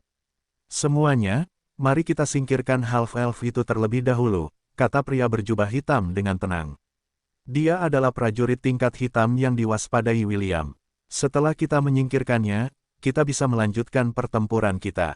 Pria berjubah hitam itu tidak menunggu jawaban siapapun dan segera menyerang William. Dia sudah merasakan peringkat anak laki-laki itu sebelumnya. Dia cukup terkejut bahwa peringkat remaja berambut merah itu lebih tinggi dari yang diharapkan. Namun, William tidak menimbulkan ancaman apapun padanya. Ketika pria berjubah hitam itu hanya berjarak 20 meter dari anak laki-laki itu, indera keenamnya aktif dan segera menghentikan lajunya. Indera bertarung pria itu telah terasa setelah bertarung di Grand Arena selama bertahun-tahun dan dia telah mengembangkan kemampuan yang memperingatkannya jika ada sesuatu yang membahayakan hidupnya di dekatnya. Aneh, dari mana perasaan ini berasal? Pikir pria berjubah hitam itu sambil menatap William dari tempatnya. Pangkatnya masih sama, tetapi perasaan ini tidak akan hilang. William mengamati pria itu dengan ekspresi tenang di wajahnya, tetapi jauh di dalam hatinya dia mengacungkan jari tengah kepada pria berjubah hitam itu. Selangkah lagi saja dan kamu akan terhempas. Mata William melotot ke arah pria di depannya. Mengapa dia berhenti? William telah melengkapi rune Master Prestige kelas miliknya dan telah menanam beberapa ranjau darat di sekelilingnya. Ranjau darat ini diresapi dengan elemen tanah, mirip dengan bom tanah milik Aslan, yang sangat sulit dideteksi bahkan oleh sihir. Meskipun tidak sekuat bom tanah, ranjau ini masih cukup kuat untuk melukai siapapun yang menginjaknya. Hadapi yang lain dulu, perintah pria berjubah hitam itu. Ia menggunakan artefak yang diberikan kepadanya oleh keluarga Agnes untuk berkomunikasi dengan anggota timnya. Jangan mendekati half-elf ini dan rekannya. Kita simpan mereka untuk yang terakhir. Setelah menerima perintah mereka, tim yang beranggotakan 14 orang itu menyerang pemain lain dan mulai menghabisi mereka dengan cepat. Tanda hubung tanda hubung tanda hubung tanda hubung tanda hubung. Jauh di atas Grand Arena, di kotak VIP khusus untuk keluarga Agnes. Sepertinya seseorang telah melakukan penelitian, kata seorang pria parubaya sambil tersenyum. Orang-orang seperti ini muncul sesekali, tetapi hasil akhirnya selalu sama. Orang-orang di sekitarnya menganggukkan kepala tanda setuju. Ini bukan pertama kalinya hal ini terjadi. Ada beberapa kejadian di masa lalu, tetapi karena kekuatan agen rahasia mereka, tidak ada satupun dari mereka yang mampu lolos dari persidangan. Hanya satu nasib yang menanti mereka dan itu adalah perbudakan. Perdagangan manusia adalah cara yang sangat mudah untuk mendapatkan token di dalam Babylon. Meskipun beberapa keluarga penguasa memandang rendah praktik ini, itu tidak menghentikan keluarga lain, seperti keluarga Agnes, untuk melakukannya secara terang-terangan. Di mata mereka, William dan Chiffon sudah menjadi budak yang menunggu untuk dijual. Yang perlu mereka lakukan hanyalah menunggu agen mereka mengakhiri hidup mereka, dan merampok token berharga yang mereka butuhkan untuk bertahan hidup di dalam batas-batas menara Babylon.